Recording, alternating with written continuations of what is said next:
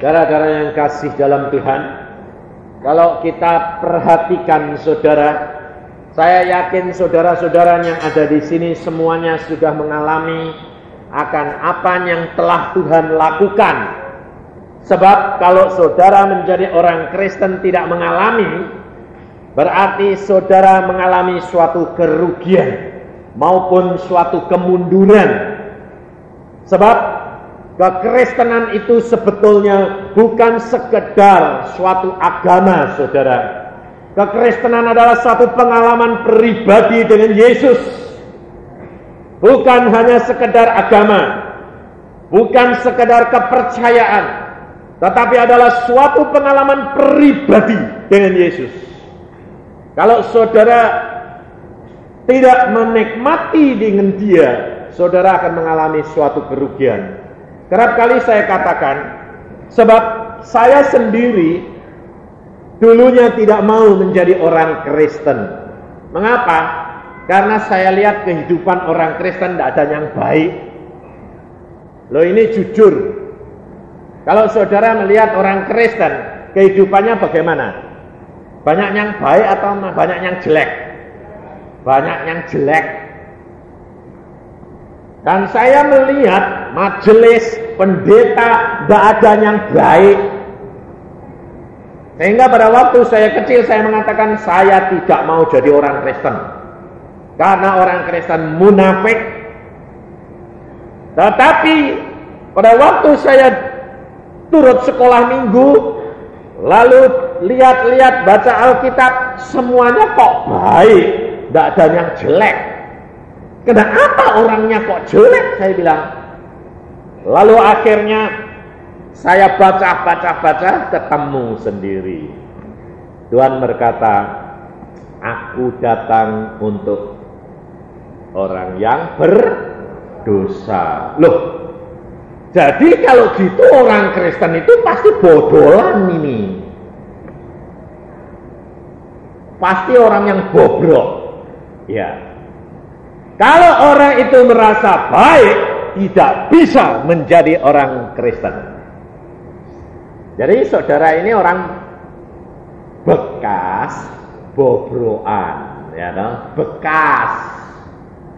Barang bekas itu bobrok itu tidak apa-apa, asal jadi baik. Jangan bobrok terus. Nah, ini masalahnya. Maka pada waktu saya mengatakan, loh, kalau Yesus datang untuk orang berdosa, bisa direparasi atau tidak? Bisa. Dan pasti. Dan pada waktu saya tanya, loh, Yesus Tuhan itu memang ada enggak? Ada. Loh, kalau ada itu bisa ketemu enggak? Bisa. Wah, kok istimewa. Dan ternyata di dalam ayat-ayat menjamin bahwa Yesus sendiri mengatakan, kalau engkau melakukan firman-Ku dan menurut firman-Ku dan melakukan firman-Ku, maka Aku akan menyatakan diriku kepadamu. Suatu bukti nyata bahwa Yesus mau menyatakan dirinya ke dalam hidup kita, dan itu fakta, saudara. Maka dari itu pernyataan Yesus macam-macam. Bisa dalam mimpi, bisa dalam suatu kenyataan yang fakta dalam daging, bisa juga di dalam satu penglihatan, di dalam satu peristiwa, dalam satu kenyataan seperti bentuk yang lain, bisa. Artinya rupa Yesus itu tidak ada yang tahu persis. Sebab saya sendiri berkali-kali ketemu, tetapi mukanya ini kayak matahari. Profilnya saya tahu, tapi cahayanya ini silau. Ini. Dan saya bertemunya itu tidak sekali, berkali-kali. Sebab saya ini nakalnya luar biasa dulu. Saya tidak mau kalau tidak fakta. Satu saat pada waktu Tuhan dia melalui orang lain, saya mau dikirim ke Amerika. sudah tingkat 4. Jadi di kedokteran gigi sudah tingkat 4. Lalu ayah saya dulunya tidak boleh. Satu saat dia berkata, "Nak, papa sekarang ACC." Sudah tingkat 4. Lalu bilang ACC. ACC apa? Berangkat ke Amerika jadi pendeta. Wah, pikir saya beneran ini. Jadi ayah saya ACC, jadi pikir saya beneran. Nah, terus kemudian saya terima surat ayah, teman saya datang yang membawa tawaran itu. Dia berkata, "Yuk berangkat, yuk." Saya bilang, "Tapi tunggu, 3 hari saya akan doa dan puasa." Saya berdoa, puasa. Saya tanya langsung, saya tidak mau ikut-ikutan. Tanya langsung sama Tuhan, saya bilang, "Tuhan, ini loh tawaran sudah datang. Sekarang saya mau berangkat jadi pendeta, tidak jadi dokter." Saya bilang.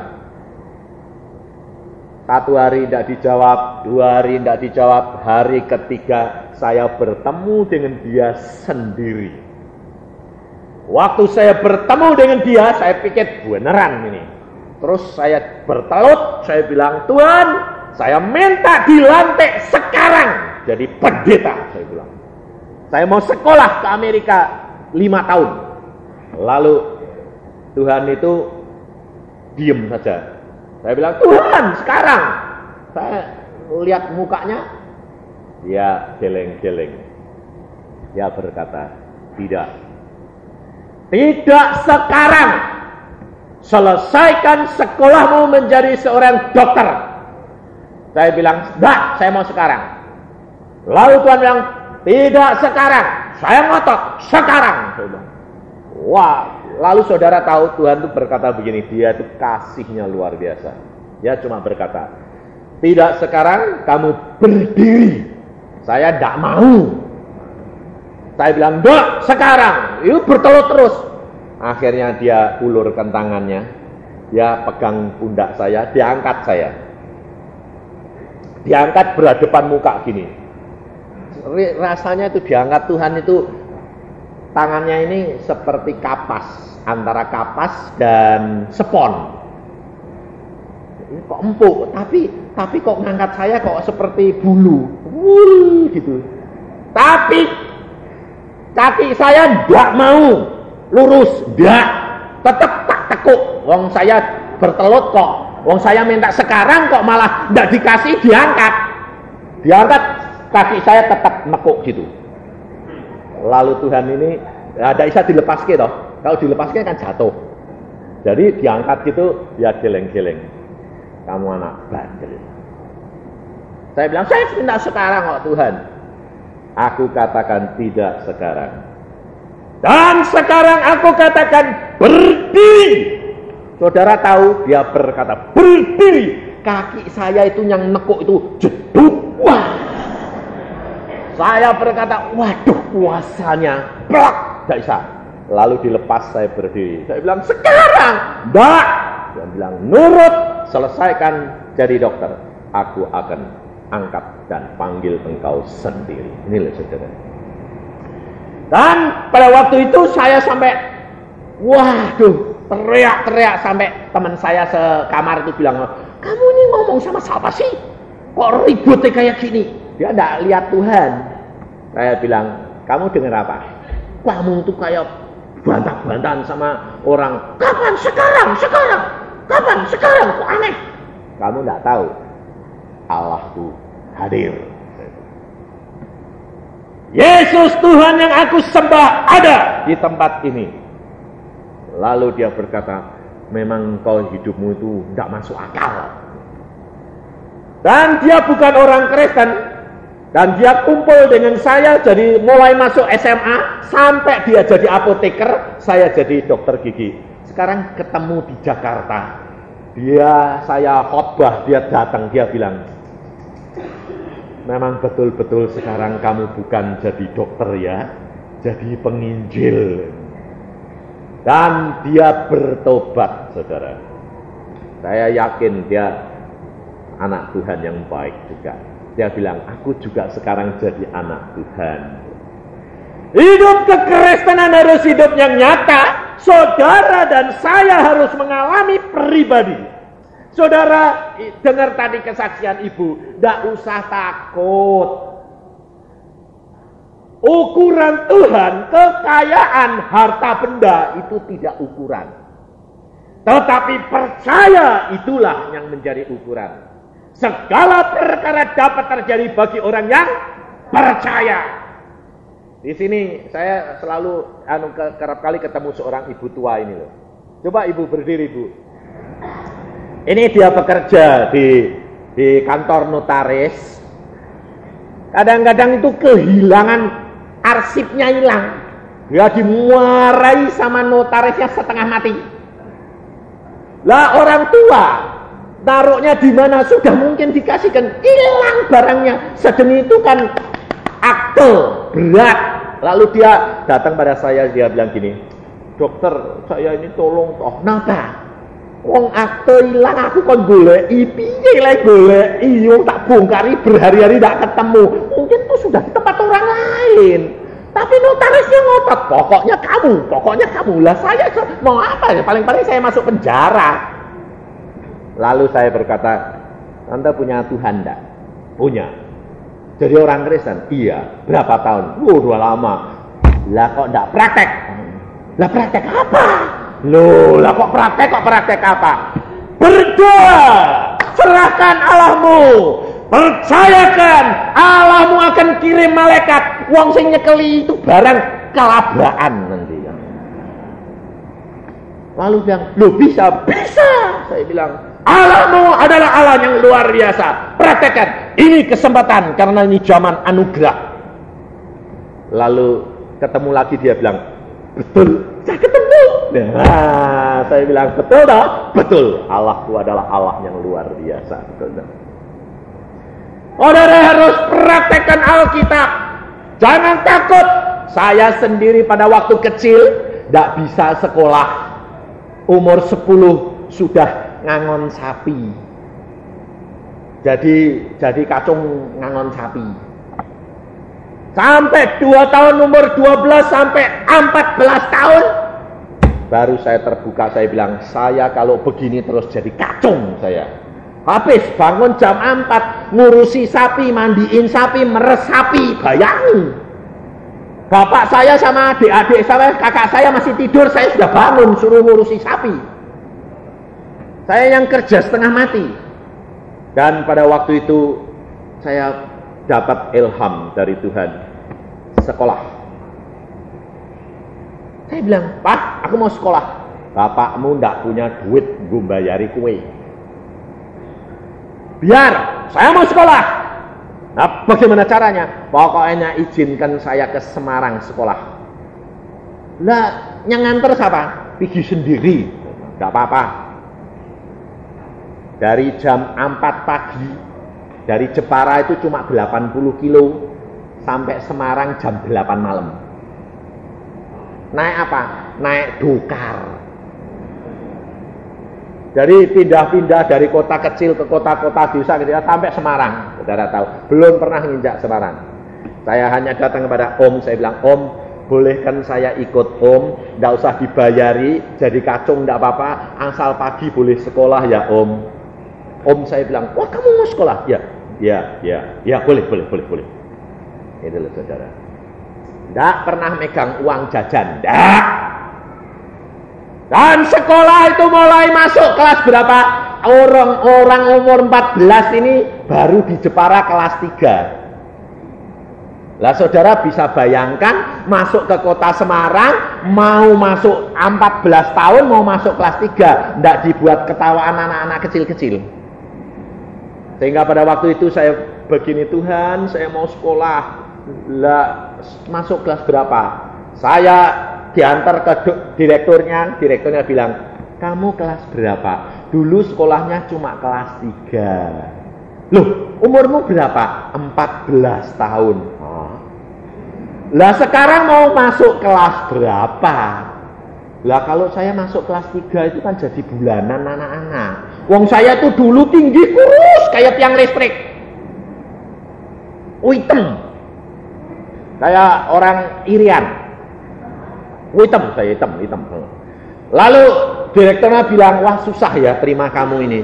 Nggak diterima, kasihan. Terima mau masuk kelas berapa? Lalu saya bilang, saya bisa ngomong sendiri. Kelas 5. Direkturnya bilang, hah? Kelas 3 aja belum habis, mau masuk kelas 5? Lah, bisa.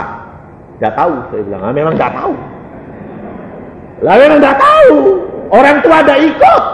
Lalu saya tanya, coba toh Pak. Ya, dicoba ya. Kalau kelas 5 3 bulan nggak bisa, turun kelas 4. Kalau nggak bisa, turun kelas 3 lagi ya. Kalau nggak bisa, turun kelas 2. Matang saya pikir. Ya. Daripada jadi kacau, ini loh saudara. Dan pada waktu saya masuk ditanyai, coba dibaca, dikasih buku. Tepi sungai, saya bilang. Terus apa artinya? Nggak tahu. Lu tepi sungai nggak tahu? Nggak tahu. Sampai sekarang itu saya ingat terus karena apa? Malunya luar biasa. Sebabnya apa? Kalau di luar rumah itu apa? Bahasa Indonesianya apa ya? Luar rumah. Pikir saya bahasa Jawa ini kan jobo toh. Loh bahasa Jawa ini kan jobo toh. Jobo bahasa Indonesia mestinya jabak. Saya bilang jabak. Saya bilang, wah direkturnya itu ketawa luar biasa. Dia bilang, nah, pantesan wong desa saudara. Saya kan orang desa. Orang bodoh luar biasa. Tapi saudara tahu, Allah sanggup melakukan segala perkara. Dan si direktur itu berkata, aku tuh ya geli, dia bilang gitu. Wong bodohmu tuh luar biasa, dia bilang. Tapi mau ndak ditolong kok ya kasihan. Nah, ini loh, kerjaan Roh Kudus tidak masuk di dalam akal kita. Saudara tahu? Engkau harus tahu bahwa pekerjaan Roh Kudus itu tidak masuk akal manusia. Dan pada waktu itu dia berkata, baik besok kamu masuk. Tapi 3 bulan tidak bisa turun loh. Ya, dia bilang. Mau les, siapa yang ngelesi saudara tahu? Tidak punya duit. Kalau sore jadi kacung. Suruh apa? Nimbang kacang, nimbang kapuk. Sambil bawa buku. Satu saat saudara jadi orang tua saya katakan, saya peringatkan, jangan membuat sakit hati orang yang tidak punya. Sebab akibatnya parah. Om saya pada waktu itu, saya sedang belajar, orang sedang belajar tak bisa. Tuhan mengatakan belajar dari Alkitab, baca Alkitab. Saya baca Alkitab. Lalu satu hari ulangannya itu 2, saya tidak bisa apa-apa. Dan saya bilang, Om, izinkan saya tidak nimbang kapuk ya Om, supaya belajar. Om saya bilang apa? Tidak, tugas harus selesai. Saya menangis dan saya berteriak kepada Tuhan. Tuhan, Engkau tahu aku miskin, aku tidak punya apa-apa. Tapi Engkau sanggup jadikan aku seorang sarjana supaya aku tidak dihina orang. Dan Engkau tahu kebaikan mereka, tetapi juga tahu akan kekejaman mereka. Saudara tahu, satu saat Tuhan dengar saya menimbang mengerjakan dengan air mata. Dan Allah itu turun dan dia berkata, aku beserta dengan engkau.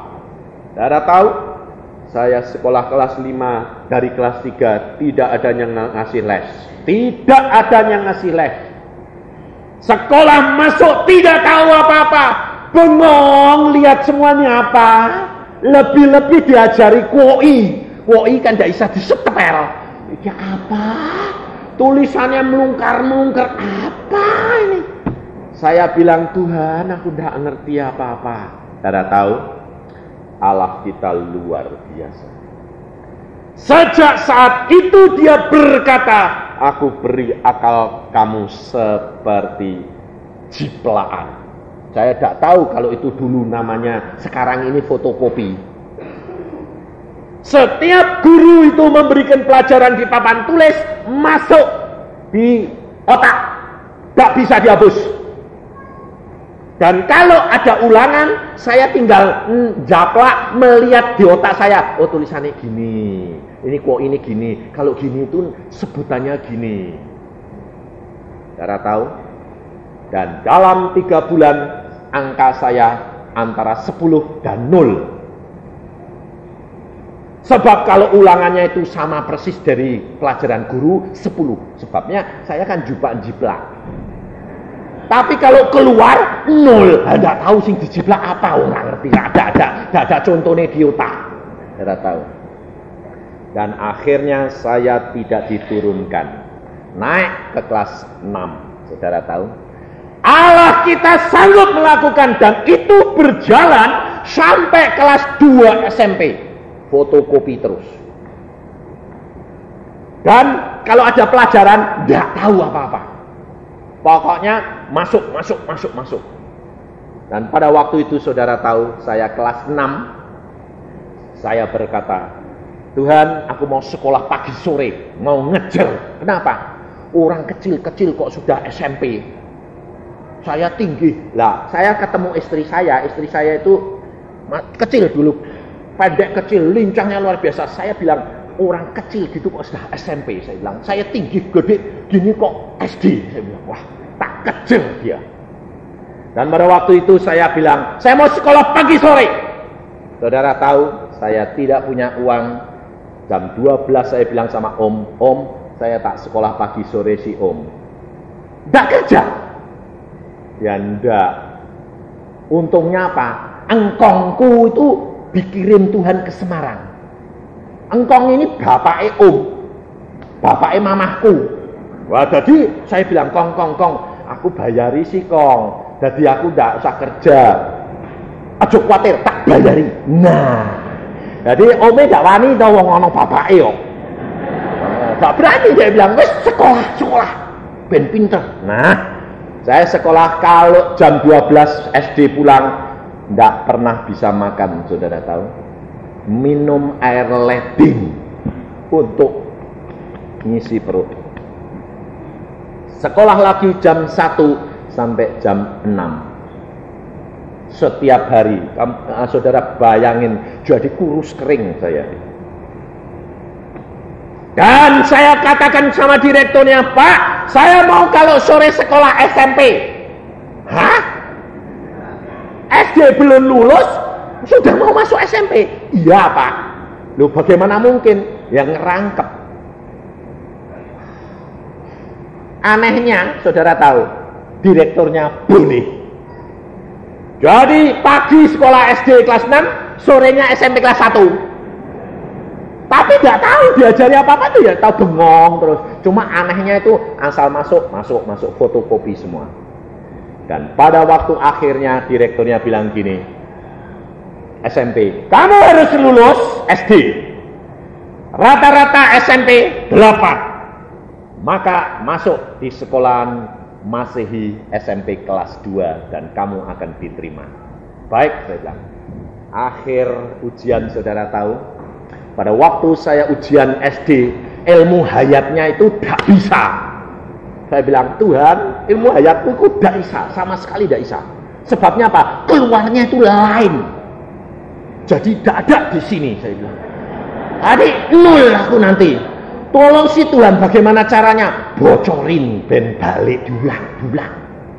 Saudara tahu 3 hari kemudian dinyatakan 1 ilmu hayat diulang. Ujian ulang dan saya lulus. SD lulus, SMP rata-rata 8,5. Langsung masuk SMP kelas 2, ketemu istri saya itu. Iya, lalu ketemu situ, sudah setengah tahun, Tuhan ngomong, itu jodohmu. Lah, jadi SMP kelas 2 pacaran, saudara tahu, gila-gilaan. Anak-anak jangan niru loh ya. Sebabnya SMP kelas 2 zaman itu, saya umurnya sudah 18. Jangan niru. Kamu SMP kelas 2 kecil-kecil, tidak boleh niru. Hidup kekristenan bahwa Allah itu sanggup melakukan segala perkara tidak masuk di dalam akal kita. Dan saudara tahu, saya kasih peringatan tadi, akibat daripada perbuatan anaknya semuanya hampir gagal. Saudara tahu. Sebab apa? Sebab pada waktu satu kelas dengan dia di SMP, saya selalu dihambat.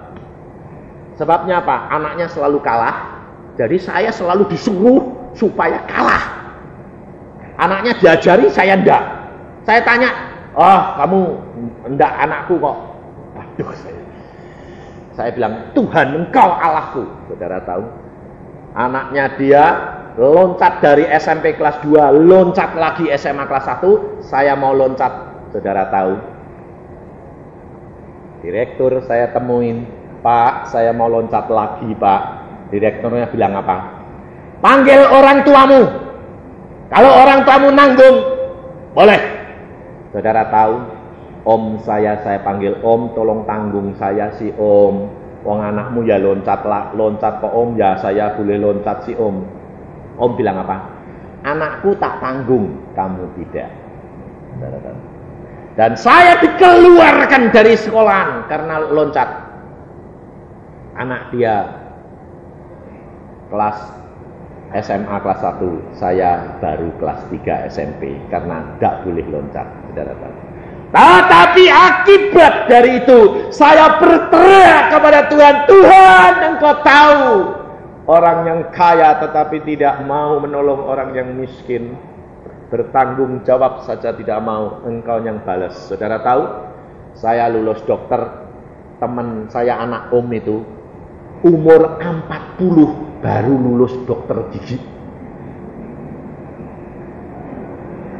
Padahal dia naik dulu sampai umurnya 40 tahun baru lulus dokter giginya. Telatnya itu banyak sekali, ketinggalan zaman. Maka dari itu jangan menghina orang yang miskin. Di situ saya ajar kepada anak-anak harus berharap kepada Tuhan pribadi. Orang tua mendoakan, anak-anak berdoa. Allahmu sanggup melakukan segala perkara pribadimu. Tidak usah takut ibu. Kau tidak usah takut tidak punya biaya. Tuhan sanggup mengadakan asalkan anakmu cinta Tuhan. Allah sanggup meratakan jalannya. Di Cirebon ada seorang anak perempuan, dia berkata, Tuhan aku kepengen sekolah lulus SMA. Lalu dia berkata, Tuhan aku pengen sekolah. Tapi orang tuanya bilang, aku tidak punya biaya, engkau harus kerja. Anak ini nurut karena orang tuanya belum anak Tuhan. Papahnya belum anak Tuhan, kemudian dia bilang, Tuhan, karena ayahku belum anak Tuhan, aku nurut. Dia nurut. Lalu dia bilang, Pak, tapi kalau seandainya ada orang mau biayai, saya boleh sekolah. Oh, boleh. Tapi kalau tidak, kamu harus kerja. Baik, Pak. Dia cari kerjaan. Tapi dia berdoa. Saudara tahu, waktu dia berdoa, satu saat Tuhan perintah seorang ibu yang kaya. Tuhan berkata, nanti kamu ketemu di dalam kebaktian, ada seorang perempuan anak gadis yang mau sekolah, engkau biayai dia. Tuhan ngomong sendiri. Saudara tahu. Pada waktu dia ketemu sama ibunya, tanya, saya ini kok diberitahu Tuhan, siapa ya anak gadis yang kepingin sekolah SMA, mau meneruskan fakultas tapi tidak punya biaya. Ibunya bilang, anakku ya kepengen. Coba anakmu panggil. Anaknya dipanggil. Oh ini anak. Betul kamu. Sekarang kamu sekolah. Semua biaya les, semua biaya sekolah, semua biaya pondokan, aku yang biayai sampai kamu lulus sarjana. Bayangin gitu. Allah sanggup menggerakkan semua orang. Allah tidak tergantung daripada kekayaanmu. Karena Allah itu dia kaya dan dapat melakukan segala perkara. Tak usah takut. Harta benda kamu kaya, dalam waktu singkat bisa habis. tetapi percayamu itulah yang menyebabkan segala perkara dapat terjadi. Maka dari itu kita harus belajar. Sekarang ini adalah waktu akhir, zaman anugerah. Saudara punya kesempatan adalah menggunakan fasilitas yang Allah berikan di dalam hati dan kepikiran kami. Untuk apa? Memelihara peka terhadap pimpinan Roh Kudus. Karena ini zaman anugerah. Amat singkat. Maka kita belajar firman Tuhan dan kita manfaatkan benar-benar. Di dalam Wahyu pasal yang ke-22. Wahyu pasal 22. Wahyu pasal 22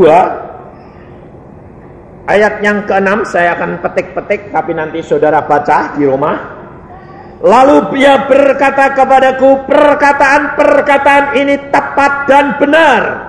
Dan Tuhan Allah yang memberi roh kepada para nabi telah mengutus malaikatnya untuk menunjukkan kepada hamba-hambanya apa yang harus segera terjadi. Perhatikan, di dalam kitab Wahyu ini sudah dikatakan bahwa Allah memberikan roh kepada nabi-nabi dan hamba-hambanya untuk memberitahukan kepada saudara apa yang akan terjadi. Kedatangan Tuhan sudah amat singkat dan kita harus menyediakan diri benar-benar. Apa yang ditulis di dalam Wahyu itu sudah banyak terjadi. Dan Tuhan Yesus pesan kepada kita sekalian di dalam ayat yang ke-10. Lalu ia berkata kepadaku, jangan meteraikan perkataan-perkataan nubuat dari kitab ini, sebab waktunya sudah dekat. Jangan kamu meteraikan, jangan ditutup, tetapi buka. Karena waktunya sudah amat singkat. Padahal pada waktu zaman Nabi Daniel, Allah memberitahukan kepada Daniel perkara akhir zaman. Allah mengatakan, biarlah ini semuanya tetap termeterai. Dalam Daniel, saya akan bacakan supaya saudara tahu. Ayat 4, pasal 12. Tetapi engkau Daniel, sembunyikanlah segala firman itu dan meteraikanlah kitab itu sampai pada akhir zaman. Banyak orang akan menyelidikinya dan pengetahuan akan bertambah. Pada waktu zaman Daniel, ilmu pengetahuan akan bertambah, tetapi tentang akhir zaman yang Daniel lihat itu tetap disuruh nutup karena belum waktunya. Tetapi di dalam Wahyu, Tuhan Yesus sudah datang. Setelah Tuhan Yesus memberitahukan, Yesus berkata kepada kita sekalian, jangan dimeteraikan, buka, waktunya sudah singkat.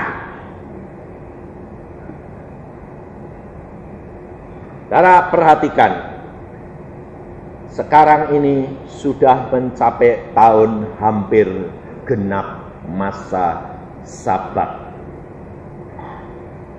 Tahun ini sudah hampir selesai. Saudara perhatikan. Jangan saudara enak-enak, tetapi benar-benar praktekkan masa anugerah ini. Jangan engkau lewatkan, karena Roh Kudus akan diangkat. Dan pada waktu itu orang akan mencari kebenaran, tidak. Orang akan mencari damai, tidak ada. Saudara tahu, sekarang kita saja di dalam dunia, kesulitan, kesukaran, penipuan, kejahatan, peperangan demikian luar biasa jahatnya, betul enggak? Saudara kemana-mana takut enggak? Khawatir anak perempuannya nanti mulai dewasa, bingung. Nanti bagaimana kejahatan melimpah, narkotika, kejahatan seks luar biasa. Tetapi kalau engkau tidak menikmati ini, engkau akan rugi. Karena masanya akan datang, Roh Kudus diangkat. Damai sejahtera tidak ada lagi. Dan orang jahatnya seperti apa? Karena firman Tuhan yang berkata di dalam ayat yang ke-11, barang siapa berbuat jahat, biarlah ia terus berbuat jahat. Barang siapa yang cemar, biarlah ia terus cemar. Dan barang siapa yang benar, biarlah ia terus berbuat kebenaran. Barang siapa yang kudus, biarlah ia terus menguduskan dirinya. Sudah tidak ada perubahan lagi. Karena apa? Roh Al-Kudus sudah diangkat. Kalau Roh Al-Kudus sudah diangkat, saudara tidak ada perubahan lagi. Yang kudus tetap kudus, yang kotor tetap kotor, yang zina tetap zina, yang jahat tetap jahat. Engkau harus perhatikan saudara, masa ini adalah masa anugerah untuk engkau mengenal dan menggunakan Roh Kudus, membentuk, memproses, membuat engkau benar di hadapan hadirat Allah. Kalau masa ini saudara masih diproses, tetap harus terus gunakan kesempatan. Sebab firman Tuhan selanjutnya berkata, berbahagialah, ayat yang ke-14, berbahagialah mereka yang membasuh jubahnya. Mereka akan memperoleh hak atas pohon-pohon kehidupan, masuk melalui pintu-pintu gerbang ke dalam kota. Tetapi anjing-anjing, perhatikan, tukang-tukang sihir, orang-orang sundal, orang pembunuh, penyembah berhala, setiap orang yang mencintai dusta dan melakukannya tinggal di luar. Saudara perhatikan, orang Kristen zaman sekarang masih suka dusta, betul enggak? Ayo, lebih-lebih pedagang-pedagang, lebih-lebih ibu-ibu, lebih-lebih bapak-bapak kalau dicari tukang pajak, tukang tagih utang, bilang ya bapaknya gak ada, anaknya diajari bohong. Nak, kalau ada tukang bilang nagih, bilang gak ada papa, mama gak ada. Firman Tuhan berkata, orang yang suka dusta, dia tinggal di luar. Saudara menjadi orang Kristen tidak perlu takut. Hadapi segala perkara, Allah sanggup melepaskan engkau. Saudara tahu, Allah sanggup mengubah pandangan orang dan image orang terhadap engkau. Kemarin dulu ada seorang suami istri datang kepada saya sebelum menghadap kepada polisi. Dia bilang gini, Om tolong saya ini mau ditangkap polisi, masalahku aku utang banyak. Kamu orang Kristen? Ya. Hadapi dengan nyata, kuasa Allah akan berjalan di dalammu. Tapi bertobat. Ya, saya sudah bertobat. Sudah dihadapi, masalahnya selesai beberapa, 7 utangnya puluhan juta dibebaskan. Hanya tinggal 1 masalah yang belum selesai. Saudara tahu, saking gembiranya, ndak ngucap syukur sama Tuhan, malah cari istri mudanya tidur di sana. Pikirnya ngucap syukur, istrinya ndak tahu. Wah, nikmati. Sedang nikmatnya di rumah istrinya, ditangkap polisi. Ya, sekarang ditahan di Komdak. Kapok kowe. Saya bilang, biarin, alami, masuk buen lagi. Saya bilang, sebab bandele luar biasa, biar dialami. Sekarang yang sudah membebaskan orang-orang itu yang 7 perkara, ngejar dia, ditagih lagi, kapok kowe tambahan, tambah abot kowe. Ya. Kalau engkau sudah bertobat, jangan berbuat dosa lagi.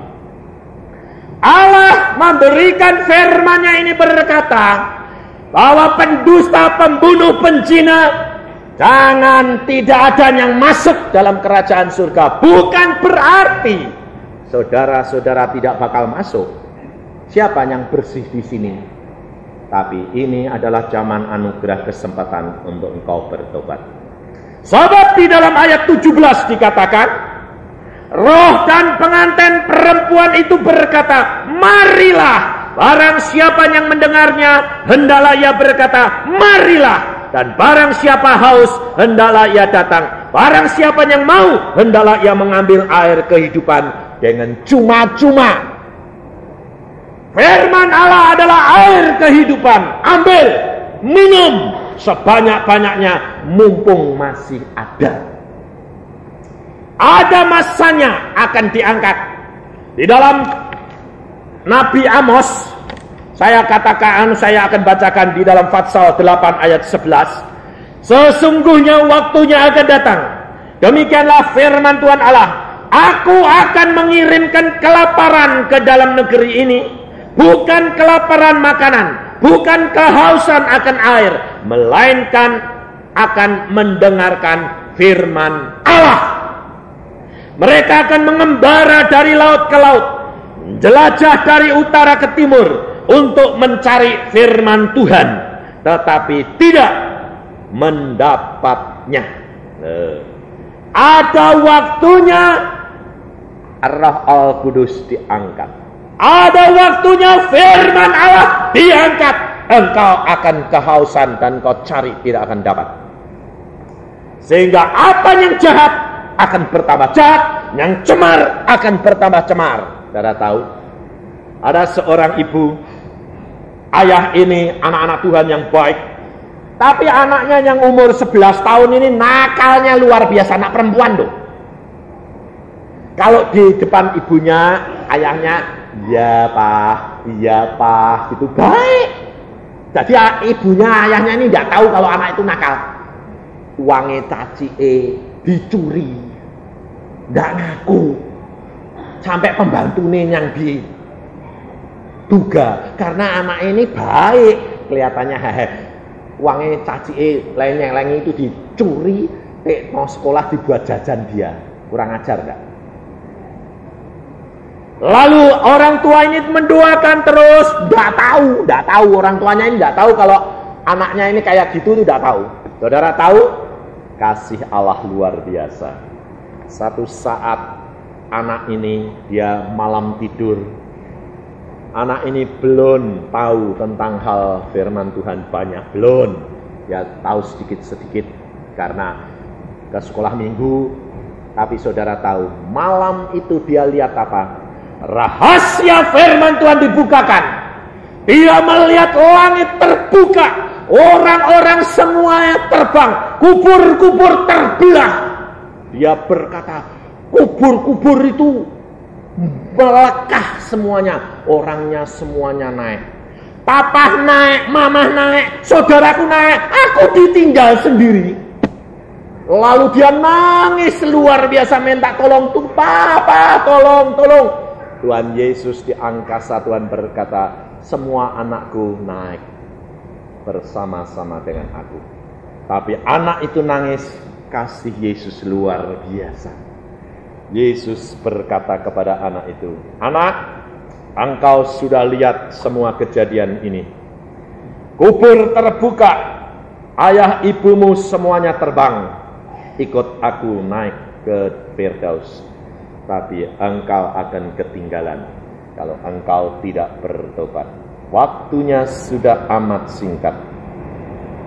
Anak itu malam itu nangis luar biasa, bertobat. Pagi-pagi lapor bapak ibu nih, aku ditegur Tuhan, gini cerita semua. Ajaib. Persis seperti yang dikatakan firman Tuhan, saudara. Dan dia ngaku, aku yang nyuri uangnya cici, aku gini. Saudara tahu, dia bertobat menjadi anak Tuhan yang baik. Kedatangan Tuhan sudah amat singkat. Saudara dan saya harus menggunakan sungguh-sungguh waktu ini. Karena zaman ini adalah anugerah di mana Roh Al-Kudus sudah diberikan untuk supaya memimpin kita ke dalam seluruh kebenaran. Engkau tidak perlu takut menghadapi penyakit. Engkau tidak perlu takut menghadapi segala perkara. Allahmu sanggup melakukan segala perkara. Asalkan engkau menyenangkan hatinya. Ada seorang gadis. Dia kena leukemia. Sudah umur 18. leukemianya tambah lama tambah parah, sehingga matanya sudah menjadi buta, dan kemudian dia di rumah sakit Emmanuel sudah tidak ada harapan dan sudah tunggu mati. Tapi saudara tahu, semuanya berdoa. Serahkan dalam tangan Tuhan, Tuhan membuat mujizat. Saat itu dia sembuh. Sekarang jadi istri pendeta dan mempunyai anak dan semuanya sembuh total. Padahal sudah buta. Allah dapat melakukan segala perkara. Tetapi yang diminta dari Allah adalah percaya sungguh. Meletakkan dirimu di dalam tangan Dia. Dia sanggup melakukan segala perkara. Tapi kalau cucu sakit, anak sakit, istri sakit, suami sakit, ributnya luar biasa. Kalau sedang enak, tenang, keberkatan, sembayangnya 5 menit baru. Ya toh? Tuhan, terima kasih, Engkau baik, semuanya baik, indah, sehat, kuat, baik, pinter-pinter anakku, amin.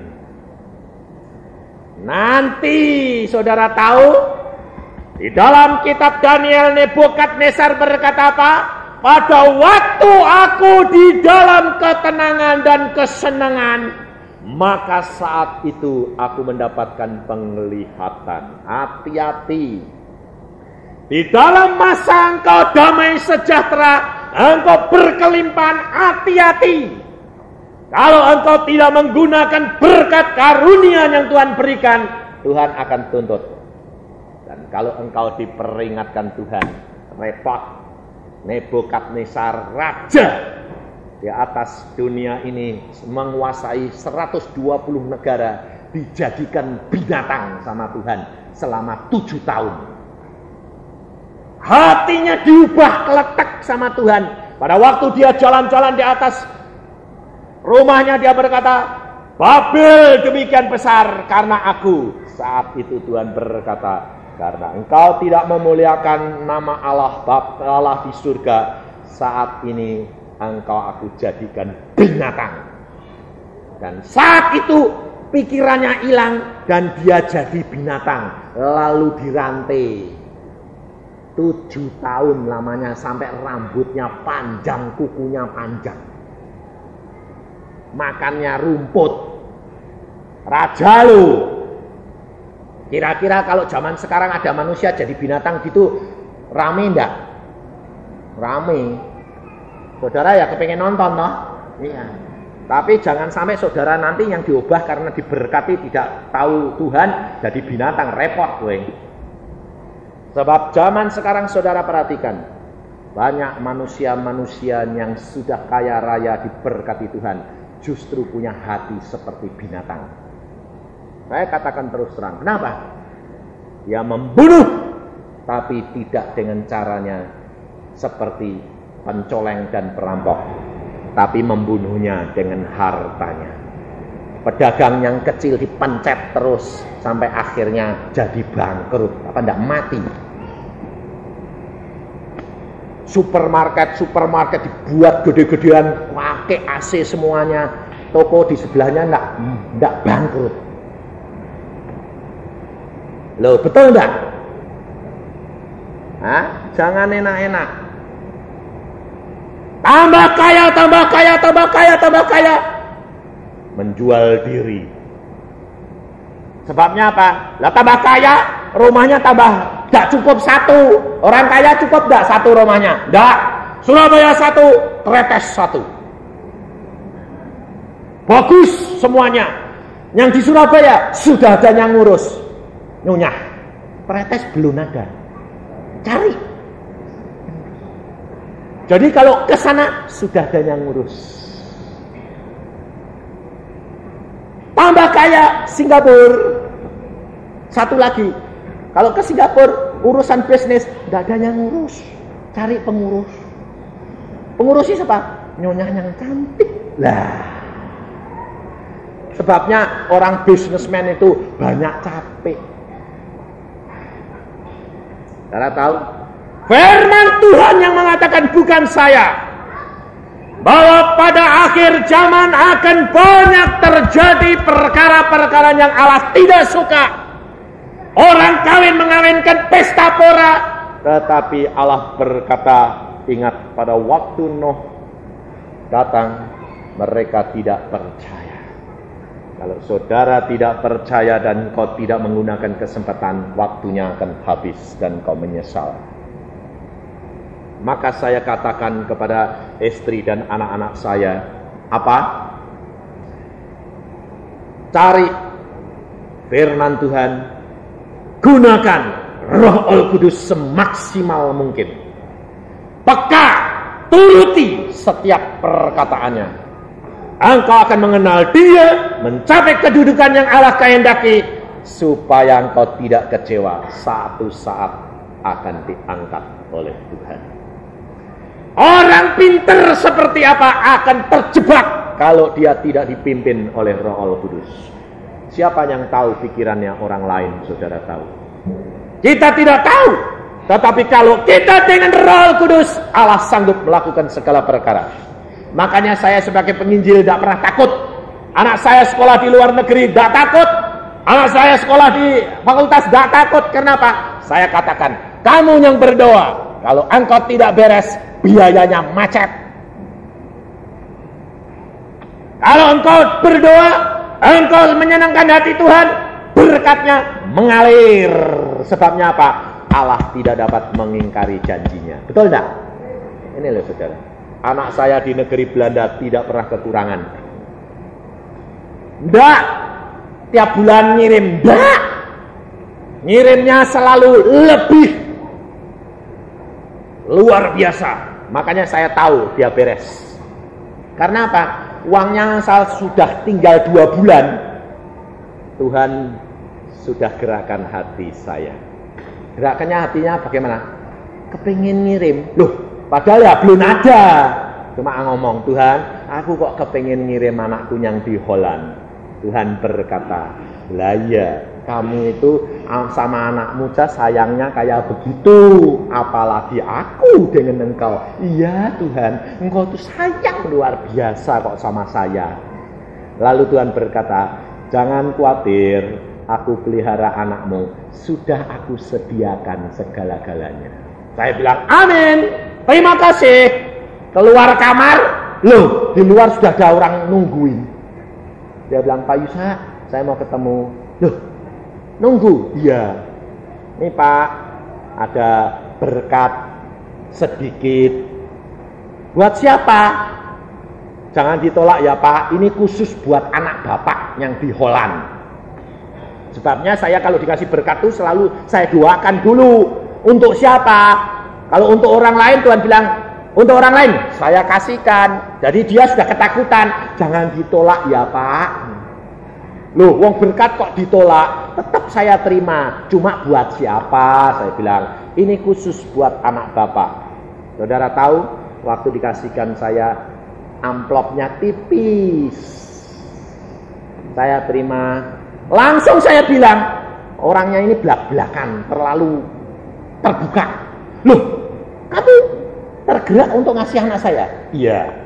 Lah saya itu tah mintanya banyak. Lah orangnya kan langsung kaget. Hah? Bapak minta berapa? Lah saya orangnya belak-belakan nih. Saya mintanya itu 900.000 itu. Dia bilang, cocok Pak. Loh, kok cocok? Itu selembar cek 1 juta. Saya bilang, wah tepat ya. Wong Cetyo dipotong 10%, 900.000 persis. Saya sampai gini, Tuhan itu kalau ngasih tuh tepat, luar biasa. Belum selesai itu, sudah selesai beberapa hari, anak saya yang laki itu mau masuk fakultas. Saya bilang sama istri saya di rumah loh, dalam kamar loh. Sama anak saya bilang, Den, kowe mau masuk fakultas itu di swasta itu cukup mahal loh, Den. Berapa ya Pak? Kira-kira butuh uang notio. Lah terus piye? Papa punya enggak? Enggak ada. Ya wes, kowe sembayang. Nanti Tuhan ngirim, saya bilang. Ya. Saya di Jakarta baru 4 hari, saudara tahu, ada orang lagi datang. Saya kok dengar suara anaknya Pak Yusa itu ada yang mau masuk fakultas ya? Iya, saya bilang. Namanya siapa Pak? Daniel. Oh ya Pak. Dah gitu tok. Enggak ada apa-apa, enggak ada apa-apa. Saya cuma, ini kurang kok aneh. Pada waktu selesai tugas di Jakarta 2 minggu, orang ini ngasih amplop. Amplop isinya apa? Draft. Artinya pengiriman uang dari Jakarta ke Bandung. Atas nama Daniel Kristianto. Ini untuk anak Pak Daniel, anak Pak Yusak Daniel. Apa? Kiriman uang. Daniel suruh ngambil sendiri. Saya buka, persis notio, nggak kurang sasen. Saya lihat, loh, kamu ngasih kok segini kok? Loh, saya dengar suara kok, 2 juta. Tidak usah khawatir menghadapi masalahmu. Allah sanggup melakukan segala perkara. Karena Dia cukup dalam segala-galanya, langit bumi milik Dia. Tapi engkau hidup dalam kekhawatiran.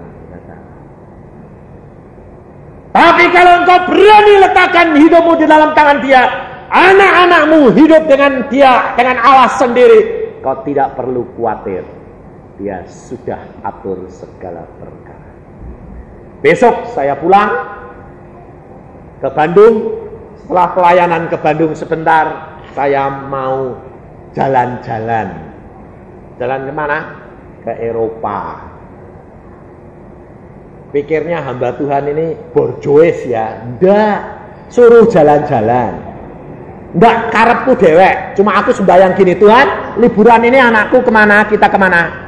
Anakku yang dari Holland nggak pulang loh Tuhan. Tuhan berkata, berangkat ke Eropa. Siapa? Semua istri dan anak-anakmu. Lola biayanya kan banyak Tuhan. Aku kuasa memberikan kepadamu. Tak hitung-hitung. Wah tuh, paling enggak mesti sekitar captio. Saya bilang, waduh, banyak. Saya bilang. Lalu anak saya bilang gini, captio buat Tuhan, Pak.